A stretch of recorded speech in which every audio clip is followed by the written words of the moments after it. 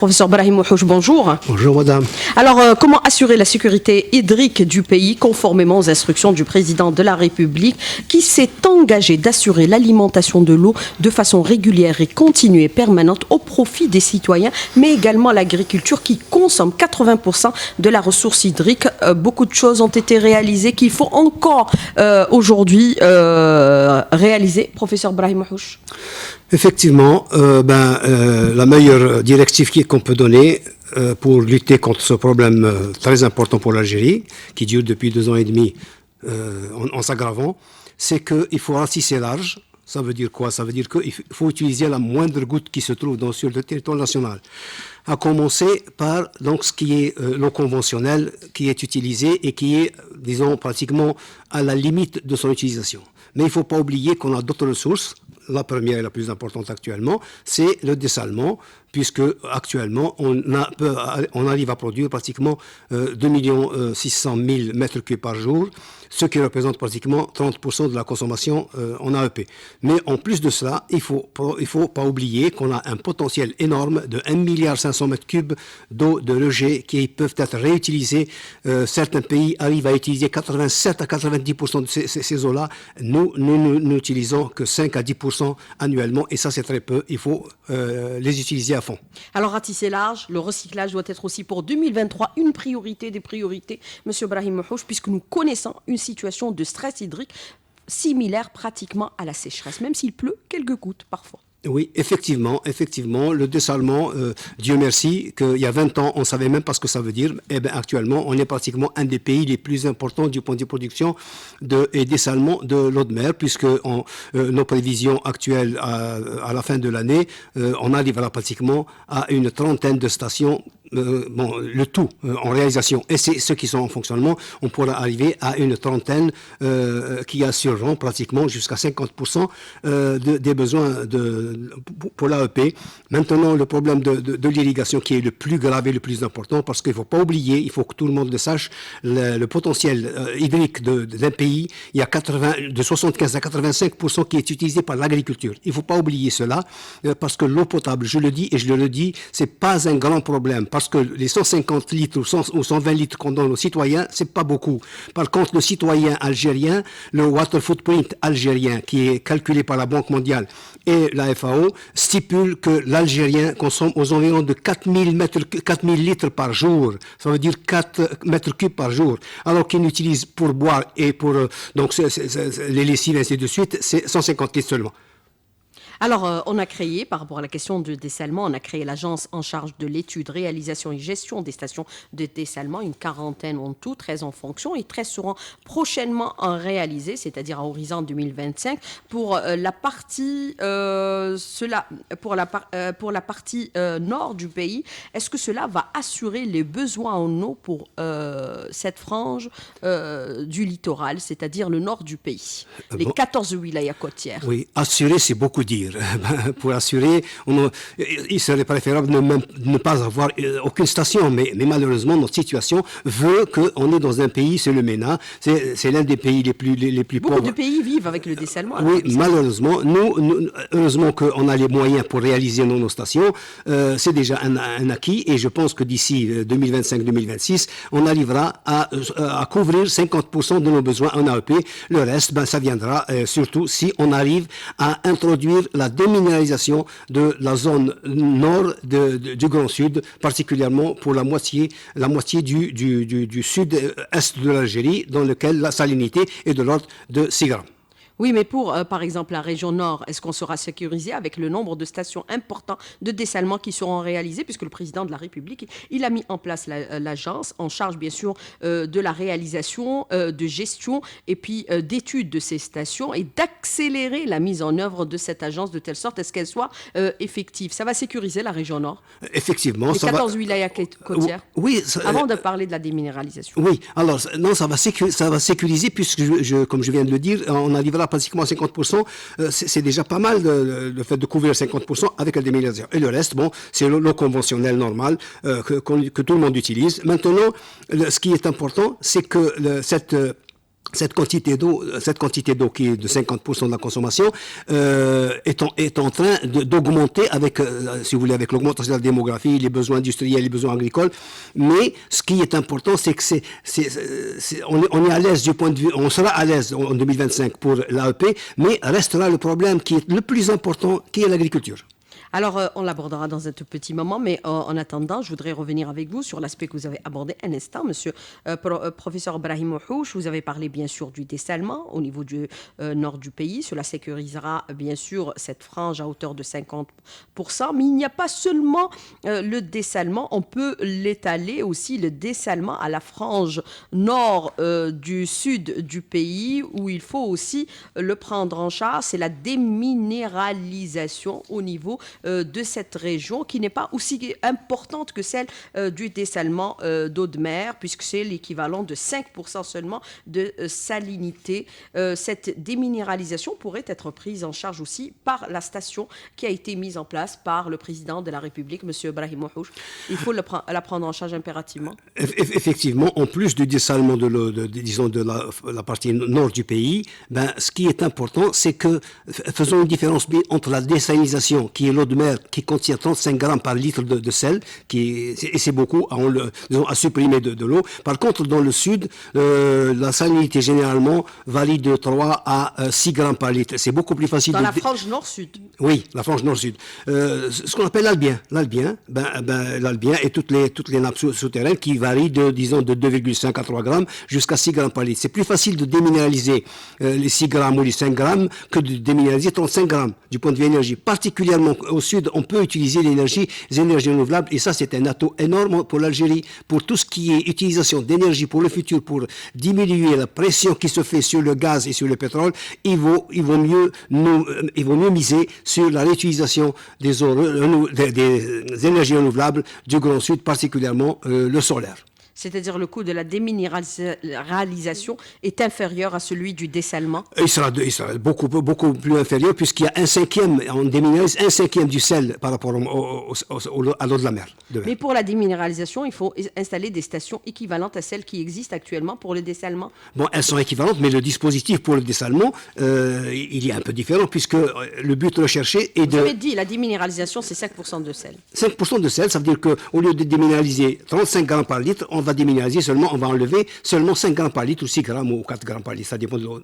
C'est les défis futurs pour 2023, 2024, 2025 pour assurer notre sécurité hydrique, professeur Brahim Ouhouch. À mon sens, c'est un moyen énorme parce que le fait de transporter de l'eau de la frange, puisque la déminéralisation considère que jusqu'à 150 km de la côte, on peut alimenter la population. Alors que souvent, c'est plus facile de déminéraliser, pas désaliniser. C'est beaucoup moins cher. Même si c'est plus loin, c'est plus long, le trajet est plus long pour transporter l'eau déminéralisée du sud vers le nord que de déminéraliser 35 grammes par litre et de la transporter jusqu'à 150 km. C'est un calcul à faire. Il faut voir à combien revient le transfert de l'eau du nord vers les hauts plateaux ou bien du nord du sud algérien jusqu'au haut plateau.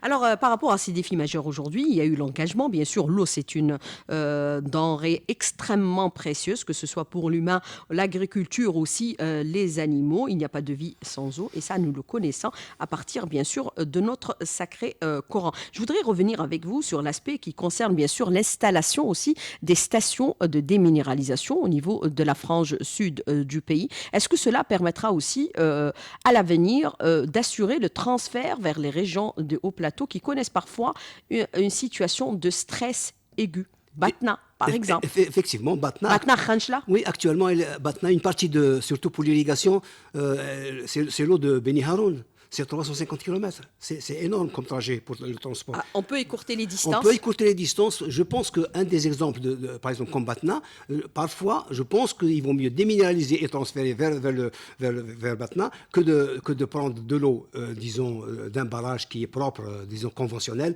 et de la transporter sur 350 km pour être utilisée à Batna. Il vaut mieux transférer de l'eau du nord du sud de l'Algérie vers les hauts plateaux tels que Batna. Alors, par rapport à cette vision aujourd'hui globale qui nous inscrit bien sûr en droite ligne vers 2023 pour assurer notre sécurité hydrique, aujourd'hui, le ministère de l'Intérieur organise une rencontre consacrée bien sûr aux risques majeurs. Est-ce que le phénomène de la sécheresse doit être considéré comme étant un risque majeur aujourd'hui, professeur Brahim Houch, puisqu'on a vu que pendant ces 3 dernières années, on a connu une situation de stress hydrique aigu, et même cette période, il ne pleut pas beaucoup, ni énormément. Malheureusement, contrairement aux prévisions qui étaient annoncées. Oui, le déficit hydrique que vit l'Algérie, c'est plus qu'un phénomène, disons, un événement majeur tel qu'il est, par exemple, un tremblement de terre ou une inondation. Ça, parce que c'est permanent. Ça, c'est un problème que nous vivons. Et qui a une incidence directe sur la sécurité alimentaire. C'est-à-dire qu'il peut affamer des populations. Elle a une incidence directe sur tout ce qu'on fait, sur tout ce qui se fait. Sans eau, rien ne se fait, madame. Rien. Y compris un moteur dans une usine, s'il n'est pas refroidi, s'il n'est pas lavé, s'il n'est pas entretenu, il ne durera pas longtemps. Donc l'eau. Il faut qu'il y ait de l'eau pour tout secteur, pour tout ce qu'on fait, il faut qu'il y ait de l'eau. Il faut considérer bien sûr ce phénomène comme étant un phénomène risque majeur. Il faut le décréter, monsieur professeur Brahim Houch. Comme il est permanent, à la limite, à mon sens, c'est pas un risque majeur. C'est un risque permanent, donc on le vit permanent. Les risques majeurs, c'est ponctuel. Il y a un tremblement de terre, une inondation ou quelque chose qui est inhabituel, avec c'est un risque majeur lorsqu'il est important. Par contre, la sécheresse, on la vit d'une manière permanente. Il vaut mieux éviter de la classer dans le sens. Parce qu'on le vit tout le temps. Il faut se préparer pour vivre pendant tout le temps ce manque d'eau, parce que en Algérie, il y a la démographie qui augmente, il y a les besoins industriels qui augmentent, les besoins de l'agriculture qui augmentent, le standing du citoyen qui augmente. Donc on est obligé d'améliorer notre niveau disons, pour la stabilité du pays. Il faut qu'il y ait assez d'eau pour pouvoir couvrir ces secteurs-là. Mais il faut avoir une approche différente aujourd'hui, regarder ce phénomène de façon différente, de telle sorte aussi, quand il y a par exemple des dégâts qui sont générés, notamment pour l'agriculture, assurer le remboursement des agriculteurs en souscrivant bien sûr à une assurance sécheresse. Je pense que du point de vue assurance, comme les assurances savent très bien que l'agriculteur est soumis à un problème de stress hydrique. Je pense que ce qui lui est demandé sera trop élevé, parce qu'on est pratiquement sûr que l'agriculteur subira une sécheresse. Donc, est-ce qu'on pourra l'appliquer? C'est un peu difficile. Je pense que c'est un peu difficile pour l'appliquer, parce que sinon on va, disons, dédommager tous les agriculteurs. Comme il y a 2 ans, on vit ce problème-là. On l'a déjà fait par le passé. Hein. Oui, on le fait. Mais à mon sens, même si c'est plus cher d'assurer contre la sécheresse, il vaut mieux réconforter l'agriculteur pour qu'il s'engage à travailler. Au moins, il sait très bien qu'il sera, disons, dédommagé en partie s'il n'arrive pas à subvenir à ses besoins, aux besoins de la culture du point de vue quantité d'eau. Alors, professeur Brahim Houch, moi je voudrais revenir avec vous sur plusieurs aspects pour cette deuxième partie de l'invité de la rédaction. On sait qu'avec l'eau, c'est la vie. Il ne pourrait y avoir de vie sans eau. Aujourd'hui, les besoins sont énormes de la population. Il faut prendre en considération pour 2023 les prochains défis, l'augmentation de la population, puisque bien prochainement, on rendra public, bien sûr, les résultats du recensement général qui a été effectué. Il faut se projeter sur 2030, 2040, voire même 2050, puisque nous avons vu que l'eau peut aussi être à l'origine de conflits entre beaucoup de pays.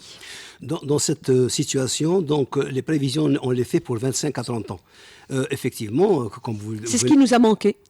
Oui, comme vous venez de le dire, la demande ne fait qu'augmenter. Et là, il faut se le mettre dans la tête une fois pour toutes, c'est que la population ne fait qu'augmenter. C'est normal. Le niveau de vie ne fait que s'améliorer, c'est normal.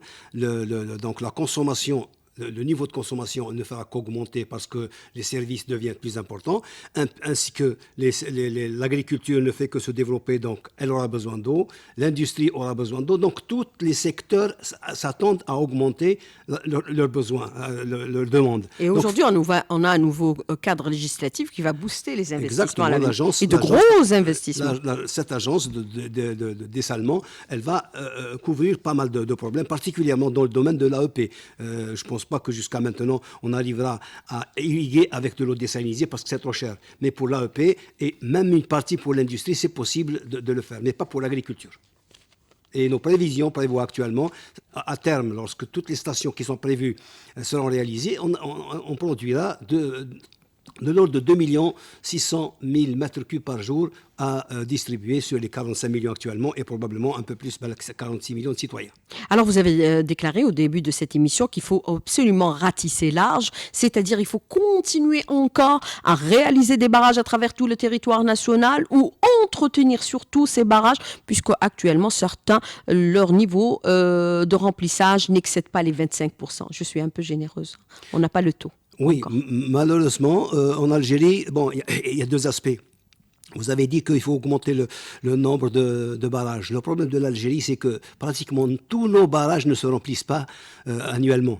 Mais est-ce que cela veut dire quelque part, comme le disaient par le passé certains spécialistes, qu'on a réalisé des barrages là où il ne pleut pas? Effectivement, il n'y a pas de doute. Il n'y a pas de doute. C'est une réalité finalement. Oui, un site. Et c'est avéré être juste. Exactement. Un site de barrage, il a des conditions pour qu'il soit choisi.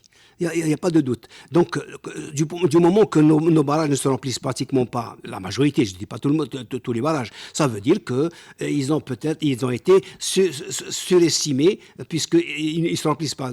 Mais en plus de cela, depuis une vingtaine ou trentaine d'années, depuis que certains barrages ont été réalisés, et bien sûr, la demande et la pression est plus importante. Automatiquement, le barrage n'arrive pas à subvenir. Parce qu'un barrage, comment il se remplit? Mais de 20 ans à aujourd'hui, il pleut beaucoup moins aussi. Oui, c'est un phénomène mondial. C'est à cause de ça, parce qu'un barrage, il ne faut pas croire que chaque année il se remplit et il se vide. Il y a toujours une partie, c'est prévu pour 2-3 années qu'il maintienne une stabilité. On ne vide jamais un barrage. D'ailleurs, il y a le volume mort normalement qu'on ne doit pas toucher, bien que ces derniers temps on ait à toucher. Mais la situation, c'est-à-dire le site d'un barrage, il y a des conditions à remplir pour qu'il soit choisi.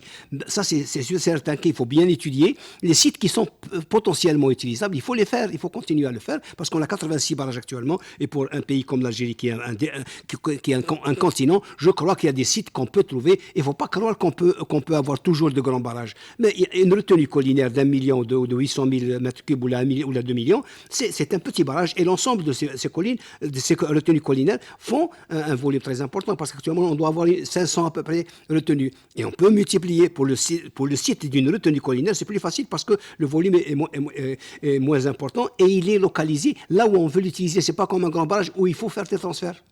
Oui, mais pour les barrages actuels, ceux qui connaissent bien sûr un taux d'envasement assez élevé, est-ce que cette vase récupérée pourrait servir aussi à l'agriculture? Certaines études ont été réalisées dans certains grands pays où ils déclarent que cette terre, elle est à fort rendement agricole. C'est sûr et certain que... Parce qu'elle est plongée directement dans l'eau, elle est imbibée d'eau. Oui, c'est des alluvions, ça veut dire il n'y a que du bon, le côté bon d'un sol. Nous, on prend en considération l'espace qu'elle pourrait contenir, alors qu'on peut la recycler.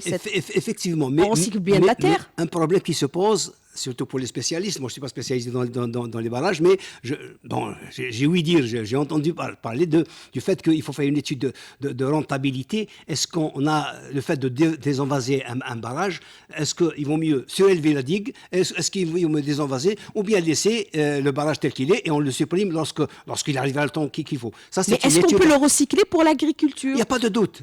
Les dépôts. Les dépôts sont importants. Exactement.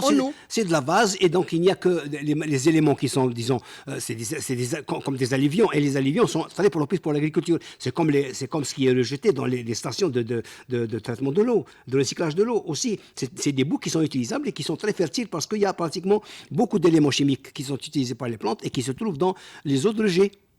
Alors, autre question que je voudrais aborder avec vous. Bien sûr, on sait qu'il pleut de plus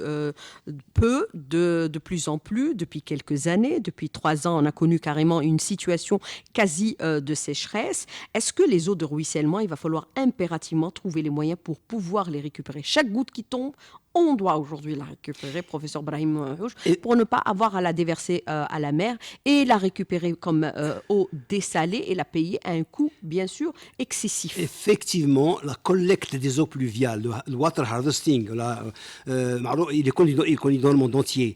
L'eau qui coule dans n'importe quel, filet d'eau, qu'il soit cours d'eau ou bien ravine ou ravin, ou toute cette eau peut être être utilisée. Parce que le principe d'un spécialiste dans la régulation de l'eau, c'est il y a deux types. Il y a dans la récupération in situ, ça veut dire quoi? Ça veut dire que là, si on travaille nos parcelles comme il faut pour les préparer à absorber l'eau qui tombe du ciel, eh ben, c'est déjà une technique. Le fait de travailler un sol, une parcelle, un sol qui est labouré, eh ben, il y a pratiquement aucune goutte qui va sortir de la parcelle. Si elle n'est pas travaillée, si elle est comme ça nue, dès qu'il y a un petit orage, toute l'eau va sortir. Deuxièmement, il y a l'ex situ. Ça, c'est l'in situ. Mais l'ex situ, c'est quoi? C'est lorsque l'eau est collectée dans un endroit donné, dans un bassin versant ou dans une grande parcelle, elle est transportée et collectée dans une retenue collinaire ou dans un réservoir quelconque. Même actuellement, avec la géomembrane, on peut actuellement transférer de l'eau d'orage vers des bassins en géomembrane qui peuvent dépanner au moins pendant un certain temps l'agriculteur. Mais est-ce qu'il faudrait réaliser aujourd'hui au niveau, par exemple, de toutes les régions, des bassins versants impérativement pour récupérer ces eaux pluviales? Il n'y a pas de doute. Ça doit être la gestion un peu des collectivités locales, une priorité des priorités. Au niveau local, on prend les dispositions qui s'imposent, ne pas attendre que ce soit le gouvernement de haut vers le bas, plutôt inverser la tendance du bas vers le haut. Effectivement, normalement, les écoulements de surface chez nous, il faut qu'ils soient potentiellement considérés comme étant une source réutilisable. N'importe quelle eau Par qui le passé, coule, on mettait des bassines dans les balcons pour il n'y a pas de récupérer doute. Tout ces ce qui coule peut être réutilisé. Il ne faut pas oublier qu'il y a ce qu'on appelle l'eau grise. L'eau grise, c'est quoi? C'est 15 à 20% de l'eau potentielle d'un pays qui doit aller à la mer pour transporter tous les déchets, tous les rejets que l'on a. Bien sûr, il ne faut pas croire qu'on peut utiliser toute l'eau qui est rejetée, parce qu'il faut une quantité d'eau qui va aller à la mer, au moins pour transporter nos déchets. Mais le reste, les 80% qui restent, il faut que n'importe quelle goutte peut être utilisée. Nos ancêtres, moi je connais un petit bout, ils ne laissent aucune goutte partir. Il y a toujours des moyens, à commencer par le fait d'utiliser des fûts pour récupérer les eaux des terrasses et des toits, des toitures. Et nos aïeux utilisaient les fougaras aussi pour la récupération et la distribution de l'eau de façon équitable entre, bien sûr, tous les citoyens et en premier les agriculteurs. C'est un exemple parfait, les fougaras. Je voudrais revenir avec vous aujourd'hui sur le potentiel, si on se projette aujourd'hui vers 2023, 2024, 2025, même au-delà, puisqu'il faut assurer notre sécurité alimentaire impérativement, c'est-à-dire aller vers une agriculture qui puisse répondre aux besoins de tous les Algériens pour réduire la facture d'importation qui s'élève à peu près à 10 milliards de dollars, notamment en ce qui concerne les produits stratégiques et bien sûr en viande, c'est-à-dire en aliment de bétail ou alimenter ou abreuver le bétail. Est-ce qu'aujourd'hui, par exemple, professeur Brahim Mouhouch, on doit s'inscrire dans cette dynamique, la sécurité alimentaire comme priorité, puisqu'on a vu dans tous les pays du monde, on ne parle que de sécurité alimentaire? Il n'y a pas de doute. Vous avez vu ce qui s'est passé depuis 10 mois. Avec la guerre. Maintenant, non, n'importe quel pays, même les pays très riches, ils deviennent dépendants de... Ils parlent un peu de exactement. De l'inflation et bien sûr du pouvoir d'achat qui s'est érodé à cause, bien sûr, de cette inflation importée. Et cette dépendance alimentaire ou sécurité alimentaire... Elle a un coût aussi. Oui, elle a un coût énorme, d'autant plus que vous venez de dire, elle est de l'ordre de 10 milliards. Et 10 milliards, c'est pratiquement le budget de certains pays africains. Ça c'est entre guillemets, il faut pas oublier que ce problème de sécurité alimentaire, il dépend de 4 ou 5 grands domaines, à commencer par l'eau.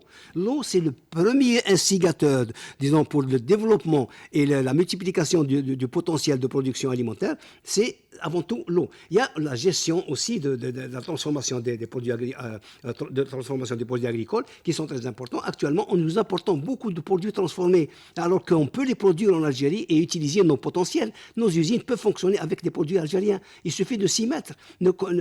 C'est comme l'exemple, vous voyez que jusqu'à il y a une année, pratiquement, il y avait pratiquement aucune exportation hors hydrocarbures. Et actuellement, on est apparemment à 7 milliards. C'est énorme. Si chaque année, on augmente de 15% ces 7 milliards, au bout de 20 ans, on aura pratiquement 50% d'exportation. Ça va compenser les 70 ou 80 millions de quintaux de céréales que nous mangeons. Et c'est notre malheur. Notre plus grand malheur, c'est les céréales. Nous dépendons pratiquement à 80% de ce que nous mangeons en céréales, y compris pour les animaux, parce que les animaux, il ne faut pas oublier qu'ils consomment aux environs de 20 à 30 millions de quintaux pour l'alimentation du bétail. Et bien sûr, nous importons du blé tendre. Alors, les eaux douettes aussi, il faut trouver des mécanismes pour les récupérer impérativement. Oui, c'est fondamental. D'ailleurs, à ma Il y a des connaissance. travaux au niveau de Oued el-Harrach. Il faut répertorier tous les oueds à travers tous les territoires nationaux, avoir une véritable cartographie sur le potentiel existant. Ça, c'est important. Exactement. Parce qu'on a tendance à ne pas trop connaître. Oued el-Harrach, vous donnez un exemple. Oued el-Harrach, c'est un cas particulier. Pourquoi? Parce qu'il a plusieurs sens.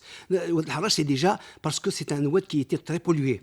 Il était très pollué, donc il y a une opération de viabilisation de cette eau, c'est de la rendre donc vivable actuellement. Il n'y a aucune odeur pratiquement lorsqu'on passe. Mais avant, pendant un certain temps, c'était même pas possible de passer à travers l'oued. C'est déjà fait. Maintenant, pour réutiliser les eaux de Oued el-Harrach, le problème qui se pose, c'est que on est à l'embouchure de la mer, et donc il faut transférer cette eau de la côte vers l'intérieur. Économiquement, si c'est une eau qui est propre à être utilisée en agriculture, il n'y a aucun problème, on peut la transférer sans aucun problème. Mais maintenant, faut-il savoir si c'est une eau qui est acceptable pour l'utilisation, soit en agriculture, soit dans d'autres secteurs. Mais il faut les identifier, parce qu'ils ont plusieurs portées aussi, sur le plan à la fois agricole, écologique et aussi touristique. Il n'y a pas de doute. Les lacs dans certains pays en fait des lieux de détente. Oued el-Harrach, le dernier tronçon, c'était prévu pour qu'il soit utilisé pour le tourisme, pour le sport, disons, de l'eau, tout ce qui est sport de l'eau, mais pas pour nager, qu'on s'entende. Mais au moins qu'on puisse utiliser donc des compétitions, les canoës, ainsi de suite. Et c'est prévu pour ça. C'est pas encore fait, mais ça viendra, je pense. Alors, autre question, professeur Brahim Mouhouch, on l'a abordé, le recyclage aujourd'hui devient impératif. Nous sommes dans un contexte où, bien sûr, on essaye d'assurer notre sécurité hydrique. On a parlé de chaque goutte d'eau à son importance aujourd'hui. Les stations de recyclage, est-ce qu'on peut penser qu'on pourrait les concéder au profit des jeunes pour qu'ils puissent travailler? Oui. Ça pourrait être aussi... Le code de l'eau et le code de... Le prévoit. Il le prévoit. N'importe quel citoyen... Mais on ne le met pas en œuvre. Ça reste la priorité de l'État. N'importe quel citoyen algérien, et même étranger, je pense, à mon sens, mais algérien, j'en suis sûr, peut donc prétendre gérer et vendre l'eau, ou bien céder l'eau à sa manière, au prix qu'il désire, avec un contrat, avec un cahier des charges. N'importe quel citoyen peut gérer ces stations-là. Et on en a apparemment 220 stations de l'utilisation de l'eau de loger, et c'est important. Selon les spécialistes, il y a de l'ordre de 1,5 milliard m3 qui sont jetés. Bon, c'est vrai qu'il faut enlever 30%, 20 à 30% comme eau grise qui va aller à la mer pour transporter nos saletés, mais il nous restera 70% qui est utilisable. Et je le dis comme je le dis. Combien on peut récupérer avec le recyclage par rapport au niveau de rejet? À mon sens, il y a des pays... Vous avez fait des études sur cela? Il y a des pays que je ne cite pas, des pays qui utilisent jusqu'à 87% de leur rejet. C'est énorme. Nous, malheureusement, nous utilisons, à ma connaissance, 5 à 10%. Et ça, c'est vraiment très peu. On fait la fine bouche. Parce qu'il y a de l'eau qui est traitée et qui est jetée dans l'environnement. C'est vrai qu'on protège l'environnement. C'est bien, c'est une opération. Mais au moins, utilisons cette eau là où c'est pas dangereux. On va pas demander à irriguer avec cette eau de la laitue ou bien de la fraise, mais au moins irriguer les gazons, tout ce qui est espace vert, tout ce qui est refroidissement de certains produits industriels, donc tout ce qui est agriculture, mais pas dangereuse, par exemple l'arboriculture, où on a, le fruit n'est pas utilisé, même s'il tombe par terre. Il y a un règlement qui dit qu'un fruit qui tombe par terre, si le verger est irrigué avec de l'eau de récupération, il est jeté automatiquement. Donc il y a une sécurité très importante. Elle est même un peu trop sévère à mon sens, parce que lorsqu'on dit à quelqu'un que si un fruit tombe, il est automatiquement détruit, beaucoup d'agriculteurs sont réticents pour l'utiliser. Mais au moins ça existe dans le règlement.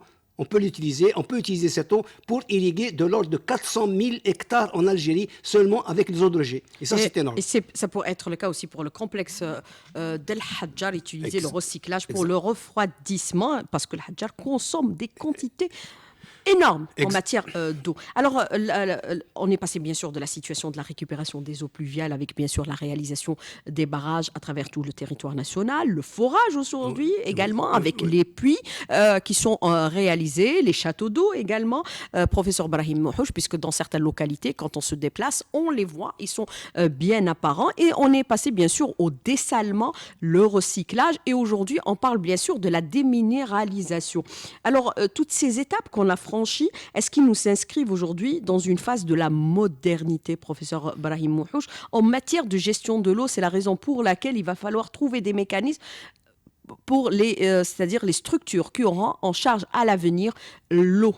On est à l'ADE. Est-ce qu'il faudrait trouver des structures, parce que c'est aussi une activité à la fois de service public qui doit être rendue par l'État, mais aussi c'est une activité commerciale à la fois, professeur Brahim. Oui, mais... Est-ce qu'il faut débattre de toutes ces questions? La désalinisation... Le même principe que pour l'électricité. Oui. La désalinisation, c'est un signe d'une maîtrise de la technologie.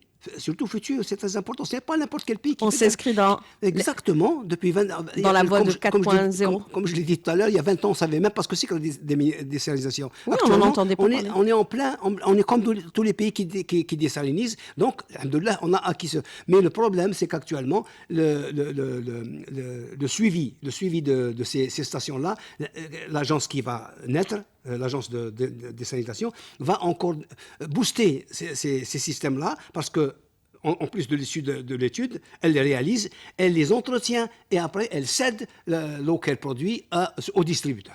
Mais est-ce qu'il faut devancer les événements aujourd'hui, mettre en place aussi les entités qui auront à gérer l'eau à l'avenir? On est à l'ADE, est-ce qu'il faudrait passer à des entités aussi économiques? Je pense, à mon sens, je pense que... Parce que c'est l'agence de développement de l'eau, alors que c'est une activité à la fois de service public, mais aussi économique. Le même principe que pour le gaz. Oui. Et l'électricité. Il y a Sonel Gaz. Oui, l'ADE, elle a une autre fonction. Je pense que... L'ADE, c'est l'exploration, l'exploitation, la réalisation et la gestion. Oui, à mon sens, jusqu'à maintenant, l'ADE, si elle avait de l'eau à gérer, assez d'eau à gérer, ça marcherait. Le problème qui se pose pour l'ADE, c'est qu'il n'y a pas assez d'eau pour gérer. Elle est au four et au moulin. Elle veut concilier tout le monde. On a vu, quand il y avait la pression qui avait été exercée par le président pour mettre en œuvre des forages et assurer l'eau aux citoyens. Exactement, c'est l'enfer. L'ADE, elle a vécu l'enfer. Je pense que s'il y avait assez d'eau, et je pense que dans 2-3 années, il y aura, je ne dis pas suffisamment d'eau, mais il y aura plus d'eau pour pouvoir souffler un petit peu, parce qu'il y a une année de cela, on voyait l'horizon noir. Mais est-ce qu'il faut planifier, mettre en place des entités, par exemple, revoir la loi sur l'eau pour être en avance par rapport aux échéances qui vont arriver? Madame, moi j'ai lu la loi de l'eau, je crois qu'elle est en dehors de quelques articles, quelques points, elle est bien faite. Mais le problème, c'est qu'elle n'est pas réglementée, elle n'est pas respectée. Je donne un petit exemple. Le Code de l'environnement et le Code de l'eau stipulent que les pollueurs sont automatiquement obligés de traiter leur eau. Notre problème, c'est que... Pollueur-payeur. Pollueur-payeur, mais ce n'est pas appliqué. C'est pas appliqué du tout, et c'est ça qui nous tue, parce qu'une rivière ou n'importe quel écoulement de surface qui est pollué par une usine, ne serait-ce une toute petite usine, tout le long du fil, cette eau n'est pas utilisable. Alors que s'il y avait une petite station de traitement de l'eau à la sortie de chaque pollueur, on aurait moins de problèmes pour recycler l'eau et même l'utiliser directement par pompage au fil de l'eau. Oui, mais la loi elle a été adoptée au moment où on n'avait pas aussi le dessalement. Est-ce qu'il faut l'adapter? On parle de déminéralisation, c'est des aspects aussi nouveaux. À mon sens, il faut respecter la loi, parce que l'homme de loi qui a décidé que le pollueur-payeur, il est objectif et il sait très bien que si tout le monde apporte sa pierre pour construire l'édifice, on pourra le faire. Mais si personne ne le fait, c'est ce qui se passe actuellement. N'importe quel cours d'eau n'est pas utilisable. Pourquoi? Parce qu'il y a une pollution à l'amont. Si c'est chacun diminué, ne serait-ce, madame, il faut aller au fond des choses, parce que même ça commence au niveau de la cuisine. Parce que quelqu'un qui jette beaucoup de déchets d'huile, beaucoup de déchets polluants, beaucoup de produits dangereux dans son évier, dans la cuisine, ça ne fait qu'empirer. Les gens qui jettent le plastique partout dans les écoulements, il faut que tout le monde mette sa pierre dans l'édifice pour pouvoir s'en sortir. L'État seul ne peut pas régler tous les problèmes. Il faut que chaque citoyen, c'est un problème de tout le monde. C'est un comportement citoyen et l'adopter impérativement aujourd'hui. Alors je voudrais revenir avec vous sur un aspect qui est important aujourd'hui, professeur Brahim Mouhouch.